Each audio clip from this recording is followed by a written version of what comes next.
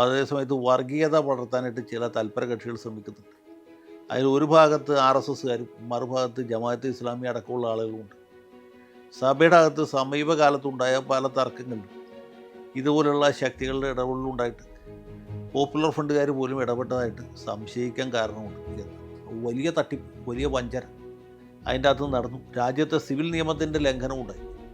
കാരണം വിൽപ്പന കരാർ എഴുതിയിട്ടുള്ളത് യഥാർത്ഥത്തിൽ വിൽപ്പന കഴിഞ്ഞതിന് ശേഷം എന്ന് മാത്രമല്ല, ഈ വിൽപ്പന കരാർ ഉണ്ടാക്കിയ സ്റ്റാമ്പ് പേപ്പർ അതിൽ കാണുന്നത് കരാറിന് ശേഷമുള്ള ഡേറ്റാണ്.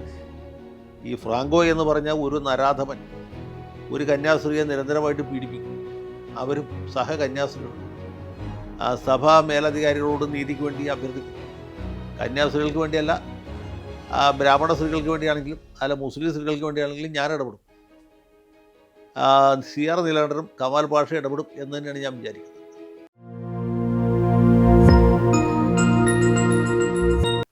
തൃശ്ശൂർ ആർച്ച് ബിഷപ്പും ഭാരത കത്തോലിക്ക മെത്രാൻ സമിതിയുടെ പ്രസിഡന്റുമായിരിക്കുന്ന അഭിവന്യ മാർ ആൻഡ്രൂസ് താഴത്ത് കത്തോലിക്ക സഭയുടെ മുഖപത്രമായിട്ടുള്ള ദീപികയ്ക്ക് കൊടുത്ത ഒരു അഭിമുഖത്തിൽ പറഞ്ഞ ചില കാര്യങ്ങൾ വിവാദ വിഷയമായി. അഭിമുഖ സംഭാഷണം പൂർണ്ണമായി വായിക്കാതെ ചില തൽപര കക്ഷി അതിൻ്റെ തുമ്പും പാലും പിടിച്ച് വലിയ വാർത്ത കൊടുത്തു. അവർ കൊടുത്ത വാർത്ത ഇങ്ങനെയാണ്: ഈ കത്തോലിക്ക സഭയിലെ കുർബാന തർക്ക അടക്കമുള്ള വിഷയങ്ങളിൽ ജിഹാദി സംഘടനകൾ, പ്രത്യേകിച്ച് പോപ്പുലർ ഫ്രണ്ടിൻ്റെ ഇടപെടലുണ്ടായി എന്നാണ്. സത്യത്തിൽ അദ്ദേഹം പറഞ്ഞ അങ്ങനെയല്ല. അദ്ദേഹം പറഞ്ഞ കാര്യത്തിൽ ഇതും പരാമർശിച്ചു എന്ന് മാത്രമേ ഉള്ളൂ. ഈ കേരളത്തിലും ഇന്ത്യയിലെയും ക്രൈസ്തവ സമൂഹം പൊതുവിലും കത്തോലിക്ക സഭ പ്രത്യേകിച്ച് നേരിടുന്ന പ്രശ്നങ്ങളെക്കുറിച്ചിട്ടാണ് അഭിവന്യ മെത്രാൻ തിരുമേനി അദ്ദേഹത്തിൻ്റെ അഭിപ്രായങ്ങൾ പറഞ്ഞത്. ഞാനത് പൂർണ്ണമായിട്ട് വായിച്ചു. അദ്ദേഹം പറഞ്ഞതിൻ്റെ ഒരു സാരാംശം ഇതാണ്: കത്തോലിക്കർക്ക് വേണ്ടത്ര സംഘബോധമില്ല, സമുദായ വികാരം വേണ്ടത്ര ഇല്ല. അതേസമയത്ത് വർഗീയത വളർത്താനായിട്ട് ചില തൽപര കക്ഷികൾ ശ്രമിക്കുന്നുണ്ട്. അതിൽ ഒരു ഭാഗത്ത് RSSകാരും മറുഭാഗത്ത് ജമാഅത്തെ ഇസ്ലാമി അടക്കമുള്ള ആളുകളുമുണ്ട്. സഭയുടെ അകത്ത് സമീപകാലത്തുണ്ടായ പല തർക്കങ്ങളിലും ഇതുപോലുള്ള ശക്തികളുടെ ഇടപെടലുണ്ടായിട്ട് പോപ്പുലർ ഫ്രണ്ടുകാർ പോലും ഇടപെട്ടതായിട്ട് സംശയിക്കാൻ കാരണമുണ്ട് എന്ന് അദ്ദേഹം പറഞ്ഞതിൽ കുറച്ച് കാര്യമുണ്ട്. കുറച്ച് തെറ്റിദ്ധാരണാജനകമായിട്ടുള്ള കാര്യങ്ങളുമുണ്ട്. സഭയ്ക്കകത്ത് സമീപകാലം വരെ പുറമേക്ക് കാണുന്ന പ്രശ്നങ്ങളൊന്നും ഉണ്ടായിരുന്നില്ല. കുർബാനയെ സംബന്ധിച്ച തർക്കം അത് വളരെ ആഭ്യന്തരമായിട്ടുള്ള ഒരു കാര്യമാണ്. മറ്റ് സമുദായങ്ങൾക്ക്, ഇതര ക്രൈസ്തവ വിഭാഗങ്ങൾക്ക് തന്നെ പ്രത്യേകിച്ച് ഒരു താല്പര്യം ഉണ്ടാകാൻ പാടില്ലാത്തൊരു കാര്യമാണ്. അത് അവർ തമ്മിൽ തീരുമാനിക്കേണ്ട കാര്യമാണ്. ആ തർക്കം നമ്മളാരും ഉണ്ടാക്കിയതുമല്ല. ഹിന്ദുക്കളോ മുസ്ലിങ്ങളോ ബുദ്ധമതക്കാരോ സിഖുകാരോ ആരും ഉണ്ടാക്കിയതല്ല. കത്തോലിക്ക സഭയ്ക്കകത്ത് സ്വയമേ ഉരുത്തിരിഞ്ഞു വന്നൊരു കാര്യമാണ്. ആൾക്കാരേക്ക് അഭിമുഖമായിട്ട് നിന്ന് കുർബാന ചെല്ലണോ അതോ പുറംതിരിഞ്ഞ് നിന്ന് ചെല്ലണോ എന്നുള്ളത്. അത് ദൈവശാസ്ത്രപരമായിട്ടും വിശ്വാസപരമായിട്ടും പരിശോധിക്കേണ്ട തീരുമാനിക്കേണ്ട കാര്യമാണ്. അതിൽ അന്യ സമുദായക്കാർക്ക് ഒരു കാര്യമില്ല എന്ന് വിചാരിക്കുന്നതാണ് ഞാൻ. അന്യ സമുദായക്കാരും അതിൽ ഇടപെട്ടതായിട്ടോ അല്ലെങ്കിൽ എരുതിയിൽ എണ്ണ ഒഴിച്ചായിട്ടോ നമുക്ക് അറിയാനും പാടില്ല. അതേസമയത്ത് പൊതുപ്രാധാന്യമുള്ള ചില വിഷയങ്ങൾ സമീപകാലത്ത് ഉണ്ടായിട്ടുണ്ട്. അതിൽ ഏറ്റവും പ്രധാനപ്പെട്ടത് എറണാകുളം അങ്കമാലി അതിരൂപതയിലെ ഭൂമി വിൽപ്പനയുമായി ബന്ധപ്പെട്ട കാര്യമാണ്. യോർദനാപുരം എന്ന സ്ഥലത്ത് എറണാകുളം അങ്കമാലി അതിരൂപത മെഡിക്കൽ കോളേജ് തുടങ്ങാൻ വേണ്ടി സ്ഥലം വാങ്ങിച്ചു. സ്ഥലം വാങ്ങിച്ചതിന് ശേഷമാണ് ആ സ്ഥലം മെഡിക്കൽ കോളേജ് തുടങ്ങാനോ അല്ലെങ്കിൽ മറ്റെന്തെങ്കിലും കാര്യങ്ങൾക്ക് ഉപയോഗിക്കാൻ പറ്റാത്തതാണെന്ന് മനസ്സിലായത്. അതിന് വേണ്ടിയിട്ട് വലിയൊരു സംഖ്യ സൗത്ത് ഇന്ത്യൻ ബാങ്കിൽ നിന്ന് കടമെടുത്തിട്ടുണ്ടായിരുന്നു. കടം കിട്ടാനായിട്ട് മാർഗ്ഗങ്ങൾ ആലോചിച്ചു. നിലവിലുള്ള ചില സ്ഥലങ്ങൾ വിൽക്കാൻ തീരുമാനിച്ചു. അത് വളരെ കണ്ണായ സ്ഥലങ്ങളാണ്, വലിയ വില കിട്ടുന്ന സ്ഥലങ്ങളാണ്. ഈ സ്ഥലം വിൽക്കുന്നതിന് വേണ്ടിയിട്ട് ഒരു കമ്മിറ്റിയെ രൂപീകരിച്ചു. കമ്മിറ്റിയുടെ തീരുമാനപ്രകാരം അതിന് കൃത്യമായിട്ടുള്ള മാനദണ്ഡങ്ങൾ നിശ്ചയിച്ചു, മാർഗനിർദ്ദേശ തത്വങ്ങൾ ഉണ്ടാക്കി. എന്നിട്ട് അന്നത്തെ അത്യുന്നത കർദിനാൾ മേജർ ആർച്ച് ബിഷപ്പായിരുന്ന മാർ ആലഞ്ചേരി, അദ്ദേഹത്തിൻ്റെ വലങ്കൈയായ ജോഷി പുതുവ എന്ന് പറഞ്ഞ ഒരു വൈദികന് ചേർന്ന് എന്തൊക്കെ മാനദണ്ഡങ്ങളാണ് ഉണ്ടാക്കി ആ മാനദണ്ഡങ്ങളൊക്കെ തെറ്റിച്ചുകൊണ്ട് വസ്തു വിൽപ്പന നടത്തി. ആ ഇടപാടിൽ സഭയ്ക്ക് വലിയ നഷ്ടമുണ്ടായി എന്ന് മാത്രമല്ല, ഇവർ തീരുമാനിച്ച അപ്സെറ്റ് പ്രൈസിനേക്കാളും താണ വിലക്കാണ് വിറ്റത്.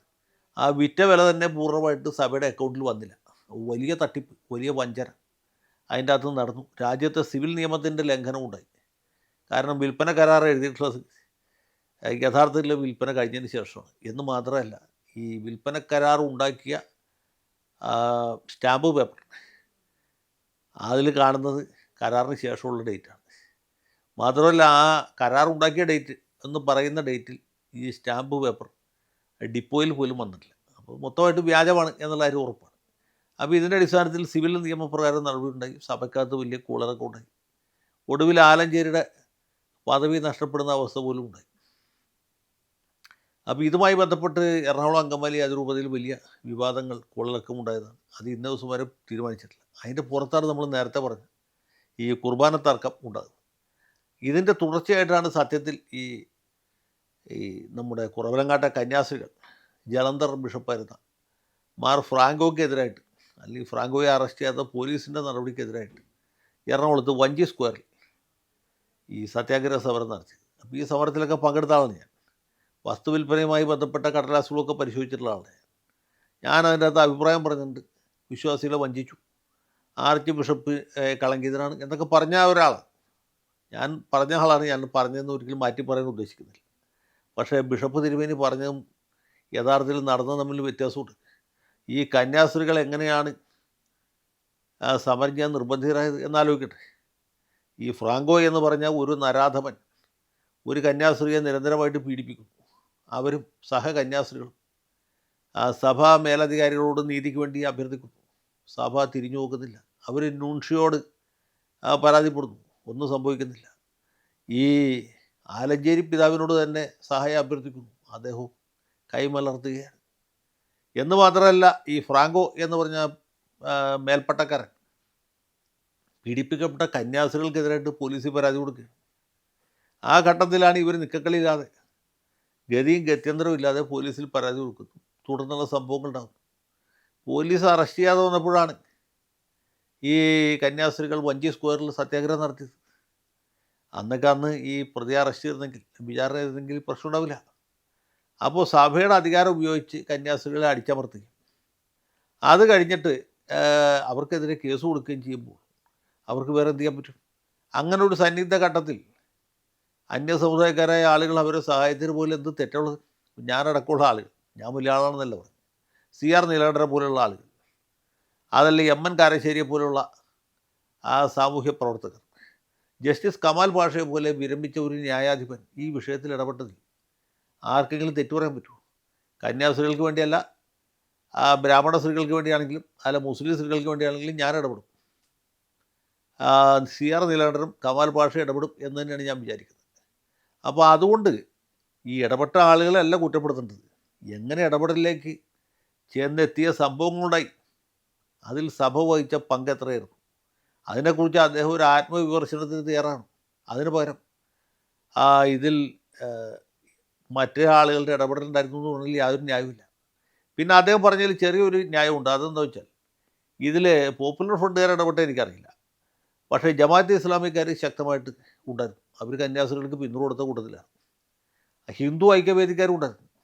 RV ബാബു അടക്കമുള്ള ആളുകൾ ഈ സത്യാഗ്രഹ പന്തലിൽ വന്ന് സമരം ചെയ്യുന്ന കന്യാസ്ത്രീകൾക്ക് പിന്തുണ പ്രഖ്യാപിച്ചവരാണ്. ജമാഅത്തെ ഇസ്ലാമിയുടെ നേതാക്കന്മാർ പങ്കെടുത്തവരാണ്. തൃശ്ശൂർ ഒരു സ്കൂളിൽ നിന്ന് 10-12 വയസ്സുള്ള പെൺകുട്ടികൾ, ഈ ബുർക്ക ധരിച്ച പെൺകുട്ടികൾ വരെ പന്തലിൽ വന്ന് കന്യാസ്ത്രീകൾക്ക് ഐക്യദാർഢ്യം പ്രഖ്യാപിച്ചായിട്ട് എനിക്കറിയാം.